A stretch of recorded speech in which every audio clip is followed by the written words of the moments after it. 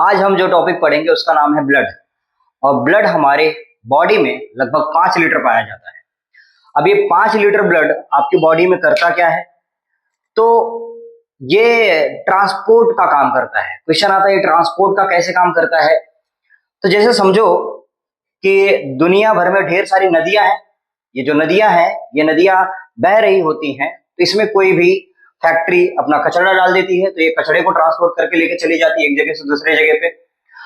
और मान लेते हैं कोई क्या करना है कि अगर एक जगह से दूसरे जगह पे सामान लेके ढोना है तो नाव चली जाती है उस नदी के थ्रू, बराबर। उसी प्रकार हमारी बॉडी में खून बह रहा है। खून जो बह रहा है वो पाइपों के अंदर बह रहा है, जिनको हम लोग रक्त वाहिनी कहते हैं, यानी कि ब्लड वेसल्स कहते हैं। जो ये ब्लड वेसल्स हैं, ये ब्लड वेसल्स के अंदर ये ब्लड वेसल्स को समझ लो, ये क्या नाम है, ये नदियां हैं हमारी। और इन नदियों में हम लोग अपना कोई भी मटेरियल अगर डाल दें तो एक जगह से दूसरे जगह इसको ट्रांसपोर्ट कर सकती हैं। जैसे उदाहरण के लिए मैं आपको एक बताता हूं, हमारे हाइपोथैलेमस में एक हार्मोन तैयार होता है जिसका नाम है GnRH, जिसका नाम है फुल फॉर्म है गोनाडोट्रोपिन रिलीजिंग हार्मोन। उसको पिट्यूटरी ग्लैंड तक आना रहता है।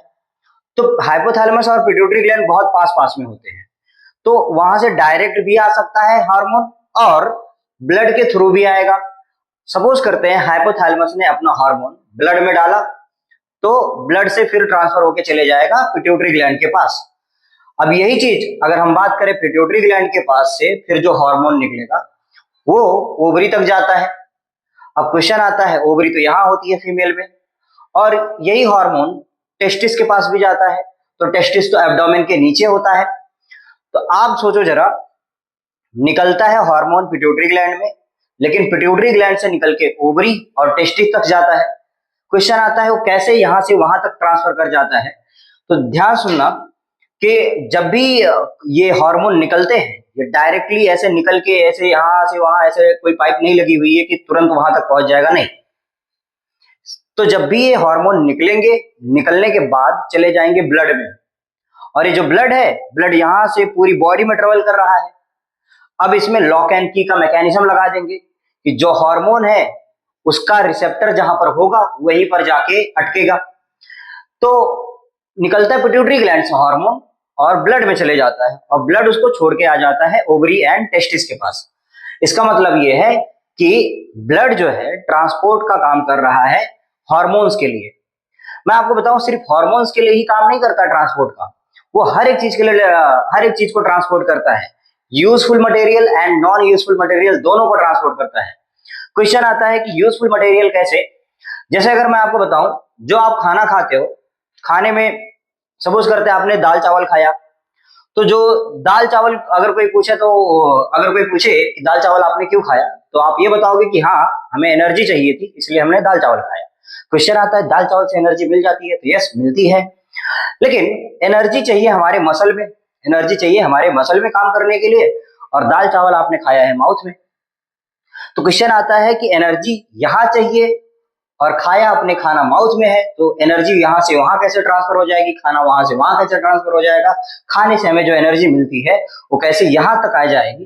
तो मैं आपको बताता हूं, जो आपने खाना खाया वो खाने में क्या आपने खाया था? दाल चावल, दाल चावल। तो दाल में होता है प्रोटीन, और अगर आपने कुक्ड दाल खाई है, कुक्ड दाल यानी कि समझ में आ रहा है कि उसमें तेल का तड़का भी लगाया गया होगा, लहसुन और तेल का तड़का लगाया जाता है, तो उसके अंदर ऑयल भी होगा। यस, इसका मतलब उसके में फैट भी है।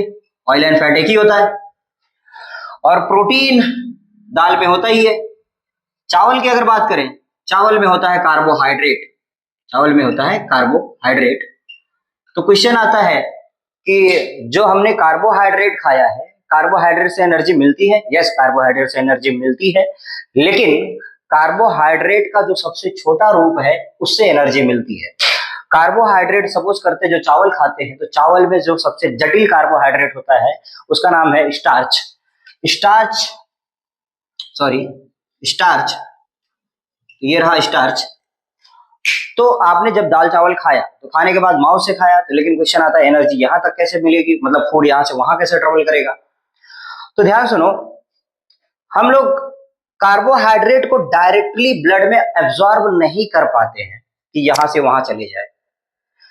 इसीलिए हमें क्या करना पड़ेगा, ब्लड के अंदर जाने के लिए जुगाड़ करना पड़ेगा, यानी कि कार्बोहाइड्रेट को तोड़ना पड़ेगा और तोड़ तोड़ के इतना छोटा बनाना पड़ेगा कि इतना तोड़ दें कि कार्बोहाइड्रेट इतना बारीक हो जाए कि ब्लड में एब्जॉर्ब हो जाए। और जब ब्लड में एब्जॉर्ब हो जाएगा, ब्लड में एब्जॉर्ब होने के बाद में पूरी बॉडी में तो ऐसे ही जाता है, तो पूरी बॉडी में ट्रांसफर हो जाएगा ये कार्बोहाइड्रेट। तो क्वेश्चन आता है सर तोड़ेंगे कैसे?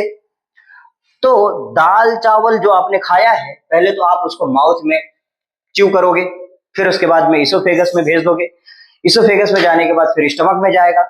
स्टमक में खाने का ज्यादा डाइजेशन नहीं होता है, थोड़ी बहुत मात्रा में हो सकता है, लेकिन ज्यादा डाइजेशन स्टमक में नहीं होता है। सबसे ज्यादा डाइजेशन स्मॉल इंटेस्टाइन में होता है।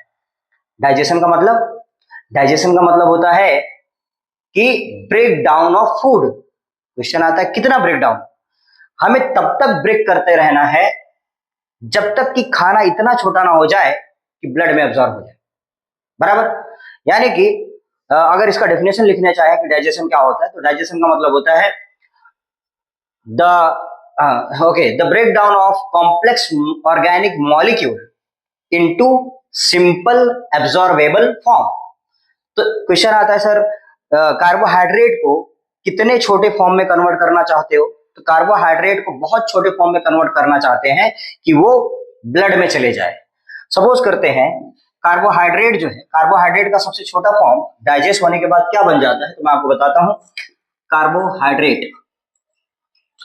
कार्बोहाइड्रेट का जो सबसे छोटा फॉर्म डाइजेस्ट होने के बाद बनता है वो है, उसका नाम है ग्लूकोज।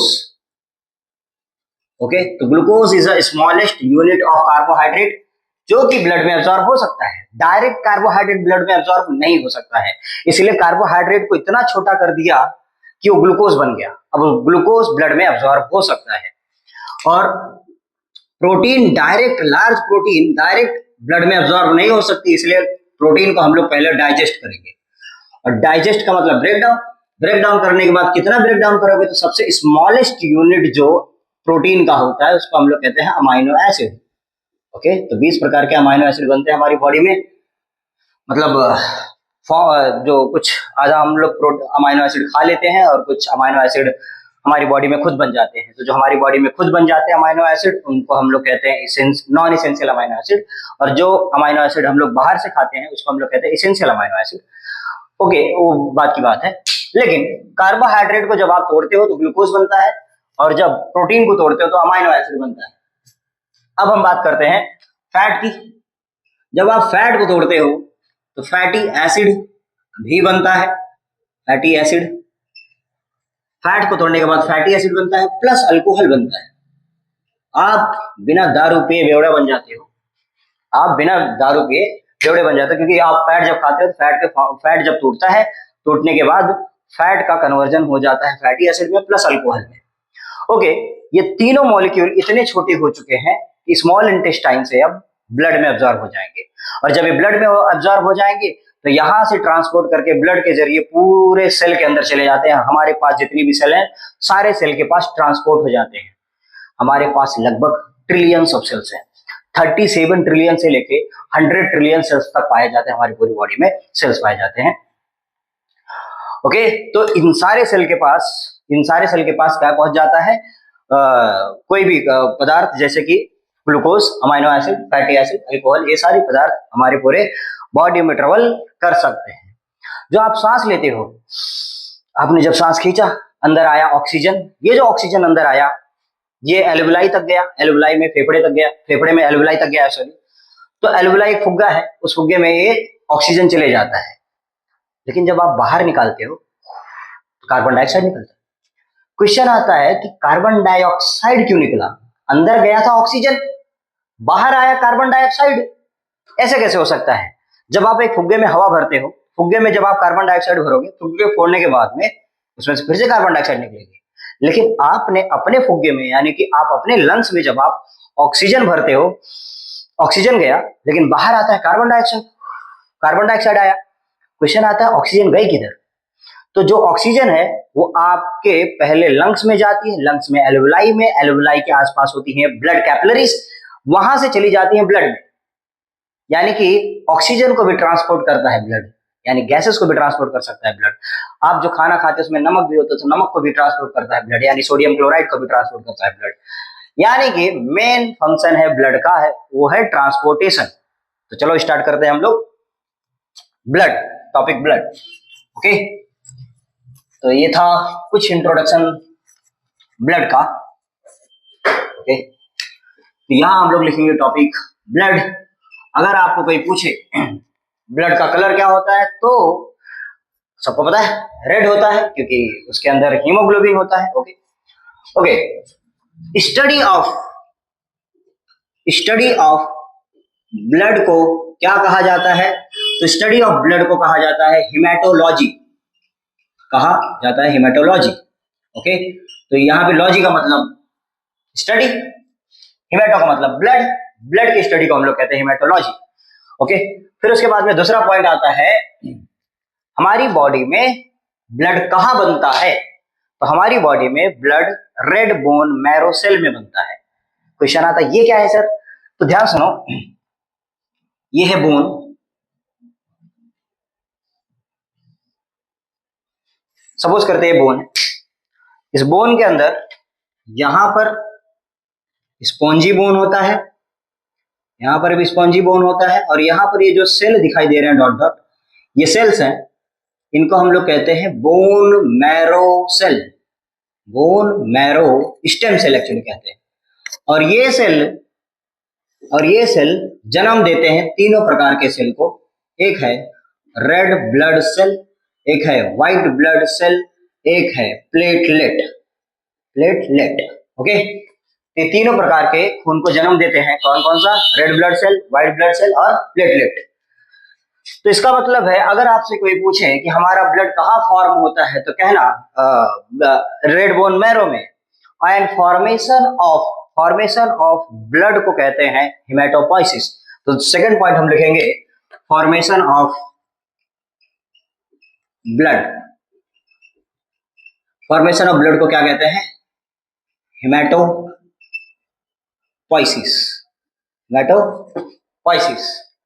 फिर उसके बाद में क्वेश्चन आता है कि हिमेटोपोइसिस कहाँ होता है? तो हिमेटोपोइसिस रेड बोन मैरो में होता है। हिमेटोपोइसिस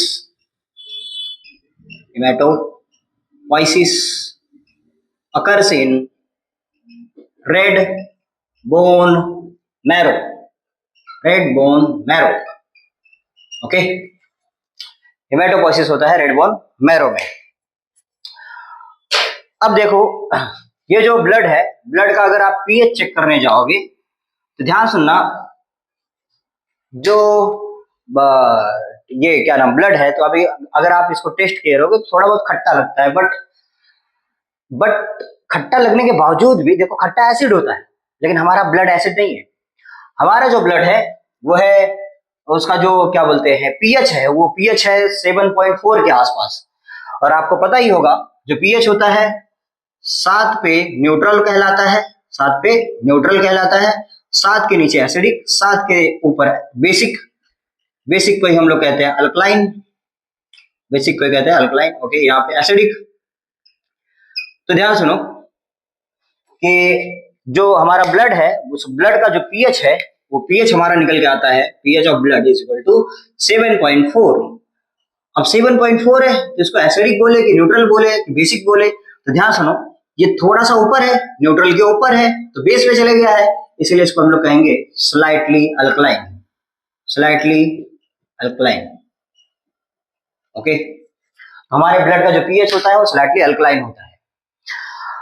अब हम बात करते हैं, हाँ, हमारा जो ब्लड का कलर है, फिफ्थ कलर ऑफ ब्लड, वो तो सबको पता है, कलर ऑफ ब्लड कैसा होता है? तो कलर ऑफ ब्लड रेड होता है। अब क्वेश्चन आता है सर रेड ही क्यों है, ग्रीन क्यों नहीं? तो जरा सुनो, देखो हमारा जो ब्लड है उसमें एक पिगमेंट है, रेस्पिरेटरी पिगमेंट, जिसका नाम है हीमोग्लोबिन। क्वेश्चन आता है हीमोग्लोबिन का कलर रेड क्यों है? तो देखो हीमोग्लोबिन में होता है आयरन, और आयरन के ऊपर चिपकता है ऑक्सीजन, और जब भी आयरन के ऊपर ऑक्सीजन चिपकता है तो उसका मतलब होता है ऑक्सीडेशन ऑफ आयरन। तो जब भी ऑक्सीडेशन ऑफ आयरन होता है तो इसका मतलब ये होता है कि जंग लग गया है आयरन में, और जब भी जंग लग जाता है आयरन में तो उसका कलर रेड हो जाता है। इसलिए हमारे अंदर भी जो रेड ब्लड सेल है उसके अंदर हीमोग्लोबिन है, और हीमोग्लोबिन के अंदर आयरन है। इस आयरन की वजह से इस हमारे ब्लड का कलर हो जाता है रेड। ओके, तो इसीलिए हमारे ब्लड का कलर होता है red because of haemoglobin. And in haemoglobin what is present? Iron, Fe+। Clear हो गया है? क्लियर है टॉपिक्स कुछ ब्लड के?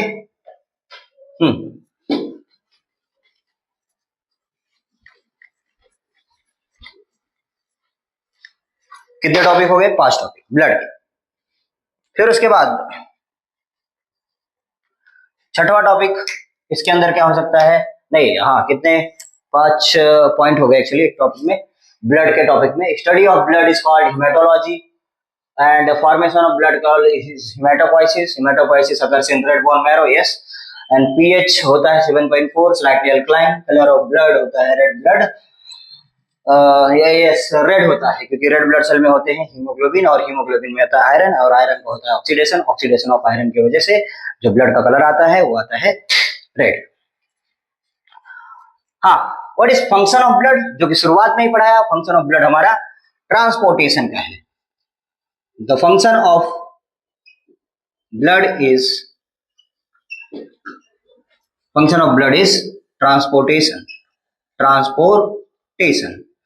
अब क्वेश्चन आता है ट्रांसपोर्टेशन में क्या क्या ट्रांसपोर्ट करता है? तो बहुत कुछ ट्रांसपोर्ट करता है। न्यूट्रिएंट्स जो हम खाना खाते हैं वो भी ट्रांसपोर्ट करता है।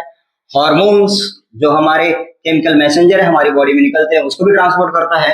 और तो और इसके अंदर होते हैं नमक, यस, सोडियम क्लोराइड भी, इलेक्ट्रोलाइट्स जिसको हम लोग कहते हैं, तो इलेक्ट्रोलाइट्स भी इसके अंदर ट्रांसपोर्ट होते हैं। तो इलेक्ट्रोलाइट्स भी ट्रांसपोर्ट होते हैं इसके द्वारा। इसके अलावा गैसेस भी ट्रांसपोर्ट होते हैं, जैसे कि oxygen, nitrogen and carbon dioxide, ये सब कुछ ट्रांसपोर्ट होते हैं। और भी चीजें ट्रांसपोर्ट होती हैं, एंटीबॉडीज वगैरह, एंड नॉन यूजफुल मटेरियल जैसे कि यूरिया, यूरिक एसिड, ये सब भी ट्रांसपोर्ट होते हैं। ठीक है, तो ब्लड के अंदर ये सारी चीजें ट्रांसपोर्ट की जाती हैं। ये इतने टॉपिक्स हो गए। अभी हम लोग सीखेंगे कंपोजिशन ऑफ ब्लड, यानी कि ब्लड के अंदर क्या क्या पाया जाता है। ठीक है, तो हमारा अगला टॉपिक होने वाला है कंपोजिशन ऑफ ब्लड। इसको मैं मिटा देता हूं।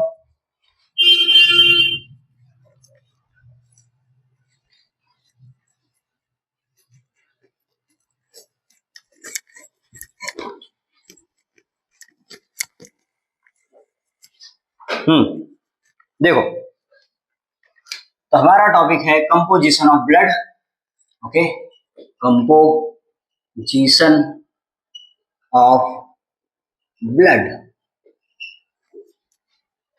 तो ब्लड के अंदर क्या क्या होता है?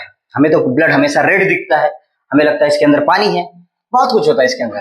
कैसे अलग करोगे आप? तो ब्लड के अंदर जितने भी कंपोनेंट है उसको मैं अगर सेपरेट करना चाहता हूं तो मुझे सेंट्रीफ्यूगेशन करना पड़ेगा। क्वेश्चन आता है सेंट्रीफ्यूगेशन क्या है? तो ध्यान सुनना, सेंट्रीफ्यूगेशन एक ऐसी टेक्निक है जिससे आप किसी भी चीज को सेपरेट कर सकते हो इजिली, अगर उनकी डेंसिटी में फर्क है। सपोज करते हैं कि मैं एक बाल्टी लिया, उस बाल्टी में मैंने पानी रखा और पानी के अंदर मैंने मिट्टी घोल दिया, बराबर। अभी जो मिट्टी घोला हूं तो मिट्टी का वजन ज्यादा है, अभी ये पूरा घुल चुका है इसके अंदर, पानी के अंदर। अब देखो, अब मैं सोच रहा हूँ कि ये मिट्टी और पानी अलग हो जाए, तो मेरे को इसके लिए क्या करना पड़ेगा?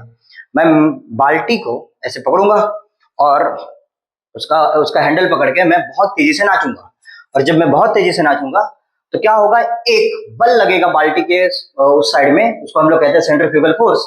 तो जब सेंट्रीफ्यूगल फोर्स लगेगा तो मिट्टी जो है वो पूरी तरीके से फोर्स होके चली जाएगी नीचे, क्योंकि इसका वजन ज्यादा है, और पानी जो है वो हल्का रहता है इसलिए वो ऊपर ही रह जाएगा। इसी प्रकार अगर हम लोग ब्लड के कंपोजिशन को सेपरेट करना चाहते हैं तो हमें क्या करना पड़ेगा? सेंट्रीफ्यूगेशन। तो हमें एक काम करना पड़ेगा। हम क्या करेंगे?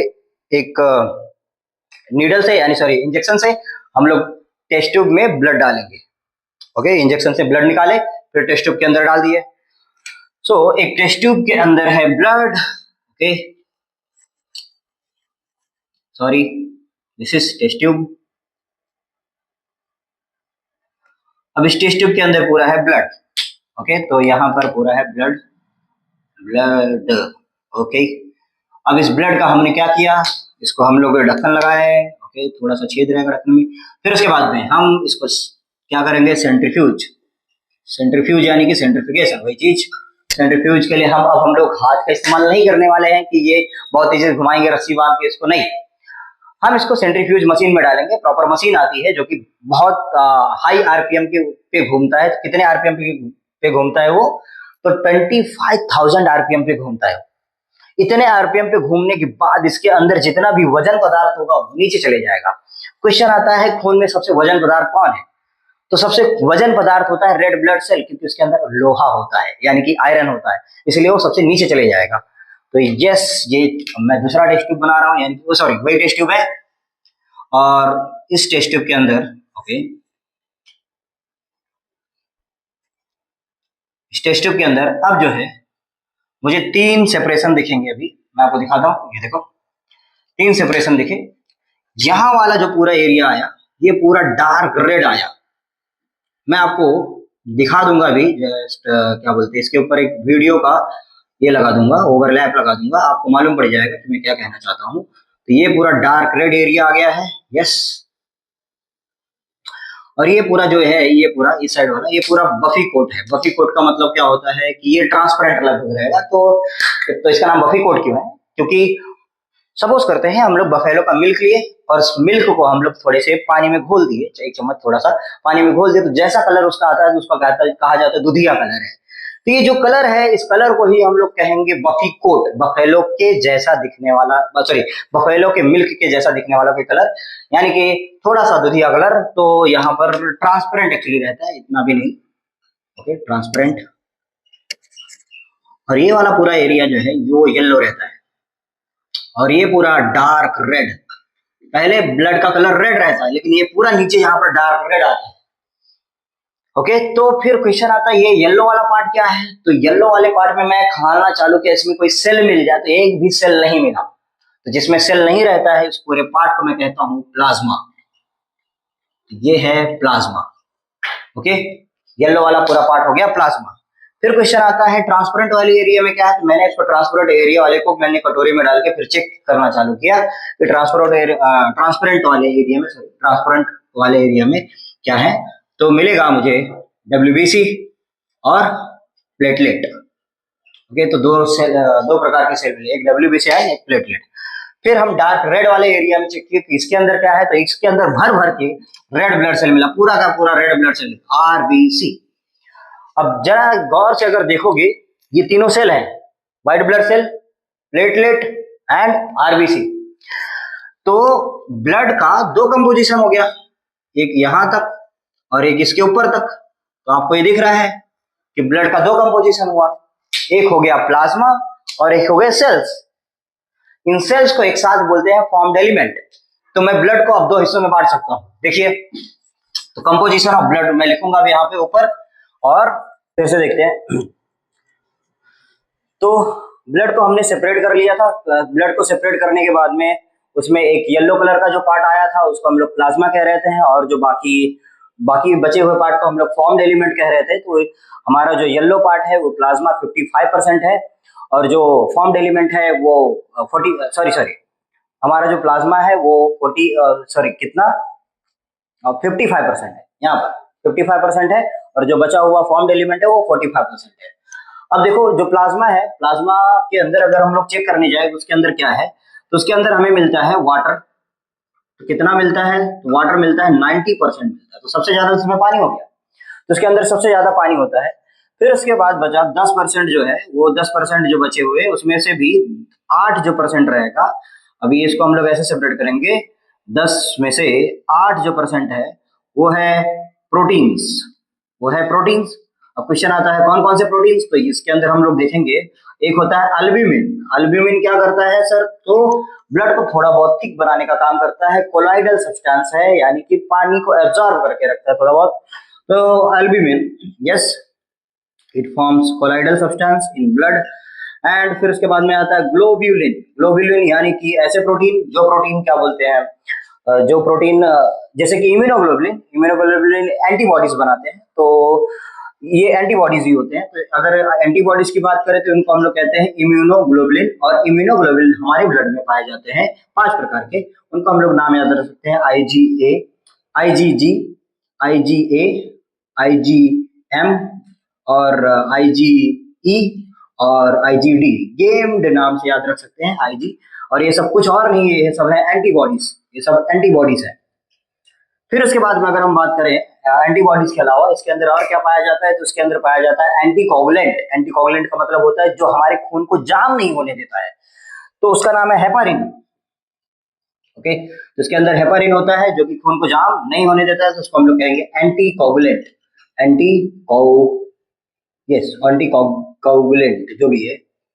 ओके, फिर इसके बाद में हेपारिन के अलावा इसके अंदर और पाए जाते हैं हार्मोन्स। तो हमारी बॉडी में हार्मोन्स भी होते हैं। हार्मोन्स लिखने से पहले मैं यहाँ पर एक और चीज लिखना चाहूंगा जिसका नाम है फाइब्रिनोजन। फाइब्रिनोजन ये इनएक्टिव फॉर्म ऑफ फाइबर है। तो जब कट लग जाता है, कट लगने के बाद ये एक्टिव हो जाता है और फाइबर बन जाता है, और फाइबर बनने के बाद में हमारा खून जाम हो जाता है। जब हमारा खून जाम हो जाता है, इसलिए इसको हम लोग कहेंगे कोगुलेंट। ये कोगुलेंट फैक्टर है, यानी कोगुलेटिंग फैक्टर है। तो इसको हम लोग क्लॉटिंग फैक्टर कहते हैं, CLOTTING factor. Okay, clotting factor. फिर उसके बाद में अगर हम बात करें फाइब्रिनोजन के अलावा इसके अंदर और क्या पाया जाता है, तो इसके अंदर पाया जाता है हार्मोन्स। तो इसके अंदर पाए जाते हैं हार्मोन्स। यस, हमारे हार्मोन्स भी प्रोटीन होते हैं, प्रोटीन्स। ओके, तो प्लाज्मा में 90% वाटर पाया गया, 8% प्रोटीन पाया गया, जिसमें एल्ब्यूमिन, ग्लोबुलिन और हेपारिन, फाइब्रिनोजन, हार्मोन्स। ओके, उसके अलावा और क्या पाया जाता है, तो प्रोटीन और कुछ पाया जाता रहेगा तो मैं बता देता हूँ। बाकी जो 2% है उसमें अदर सब्सटेंसेस आएंगे, और अदर सब्सटेंसेस में कौन आता है, तो न्यूट्रिएंट्स कौन कौन आता है, तो nutrients like vitamins. Okay, vitamins. फिर विटामिन्स के अलावा मिनरल्स के अलावा फाइबर्स। उसके अलावा अगर हम यहाँ बात करें तो न्यूट्रिएंट्स में और भी आता है फैटी एसिड, जो हम लोग अभी फैट को तोड़ के फैटी एसिड बनाए थे वो, प्लस कार्बोहाइड्रेट को जो तोड़ के बनाए थे ग्लूकोज, वो भी रहता है इसी के अंदर ही। और इसी के अंदर ही होता है अपना क्या नाम, प्रोटीन को तोड़ के हम लोग अमाइनो एसिड बनाए थे, तो वो भी इसी के अंदर होता है, अमाइनो एसिड्स। ओके, इसी 2% में आप ये भी देख सकते हो अपना क्या नाम, इसका ये भी होता है, क्या कह सकते हैं इसको, वेस्ट मटेरियल। क्वेश्चन आता है वेस्ट मटेरियल में कौन कौन आता है, तो नाइट्रोजनस वेस्ट आते हैं। नाइट्रोजनस वेस्ट में uric acid. Okay, uric acid. उसके अलावा कौन आता है, उसके अलावा आता है अमोनिया, लेकिन बहुत ही जहरीला होता है, इसलिए उसको कन्वर्ट कर दिया जाता है यूरिया में, लीवर में ले जाके। फिर उसके बाद में और क्या आता है, बिलिरुबिन और बिलिवर्डिन, इसी के अंदर आता है बिलिरुबिन और बिलिवर्डिन, जो कि येलो इन कलर होता है, बिलिरुबिन एंड बिलिवर्डिन। ओके, फिर उसी के बाद में आता है वेस्ट मटेरियल के बाद में आता है बिलिरुबिन एंड बिलिवर्डिन के बाद में क्या आता है, तो गैसेस आता है। और गैसेस कौन कौन से फॉर्म में होते हैं, तो गैसेस इसके अंदर होते हैं oxygen, nitrogen and carbon dioxide. Yes, ये तीनों गैसेस हमारे ब्लड में ट्रांसपोर्ट होते हैं। आपको लगता रहेगा कि हमारा रेड ब्लड सेल ही ऑक्सीजन और इनका कार्बन डाइऑक्साइड को ट्रांसपोर्ट करता है, बट नहीं, हमारे अंदर हमारा ये क्या नाम प्लाज्मा भी ऑक्सीजन को एंड कार्बन डाइऑक्साइड को ट्रांसपोर्ट करता है। फिर आते हैं फॉर्म्ड एलिमेंट में। तो फॉर्म्ड एलिमेंट में कौन कौन आता है, तो एक का नाम है WBC, एक का नाम है प्लेटलेट, और एक का नाम है red blood cell, RBC। WBC को हम लोग कहते हैं white blood cell. White blood cell का साइंटिफिक नेम है ल्यूकोसाइट्स। और प्लेटलेट का साइंटिफिक नेम है थ्रोम्बोसाइट्स। फिर उसके बाद में आता है रेड ब्लड सेल, और रेड ब्लड सेल का दूसरा नाम है एरिथ्रोसाइट। क्यों नाम पड़ा है मैं बाद में बताऊंगा। लेकिन ल्यूकोसाइट का फंक्शन क्या है, ल्यूकोसाइट का फंक्शन है डिफेंस प्रोवाइड करते हैं हमारी बॉडी को। जैसे कि बैक्टीरिया एंड वायरस हमारी बॉडी में घुस गए, उसको कैसे मारना है कैसे नहीं मारना है, वो सब कुछ यही तय करते हैं व्हाइट ब्लड सेल। और व्हाइट ब्लड सेल की टाइप्स होते हैं, ग्रेनुलोसाइट, अग्रेनुलोसाइट, और उसमें भी 5 टाइप और होते हैं जो कि हम लोग बाद में पढ़ेंगे। और नेक्स्ट टॉपिक हमारा रहेगा व्हाइट ब्लड सेल का टॉपिक रहेगा, जिसको हम लोग कहेंगे types of WBCs and their functions. Okay, फिर उसके बाद में प्लेटलेट्स जो हैं वो ध्यान सुनना, जब भी हमें कट लग जाता है तो कट लगने के बाद जो गैप बन जाता है, वो गैप को सबसे पहले फिल करने के लिए, भरने के लिए सबसे पहले प्लेटलेट आके वहां पर बैठ जाते हैं, जिससे हमारा खून बहना रुक जाता है। तो यस, ये ब्लड क्लॉटिंग को स्टार्ट करते हैं। तो ये ब्लड क्लॉटिंग को स्टार्ट करते हैं। आता है रेड ब्लड सेल पे। अभी हम लोग रेड ब्लड सेल जो है वो हमारे कार्बन डाइऑक्साइड एंड ऑक्सीजन को ट्रांसपोर्ट करने में मदद करता है। यही तो हम लोग बचपन से पढ़ रहे हैं, बराबर। हाँ, आप लोग बचपन से ये सुन रहे होंगे कि रेड ब्लड सेल ऑक्सीजन को ट्रांसपोर्ट करता है, बट नहीं, ये ऑक्सीजन एंड कार्बन डाइऑक्साइड दोनों को ट्रांसपोर्ट करता है। कैसे करता है हम लोग किसी और लेक्चर में सीखेंगे। तब तक के लिए tata, bye bye, good night, take care.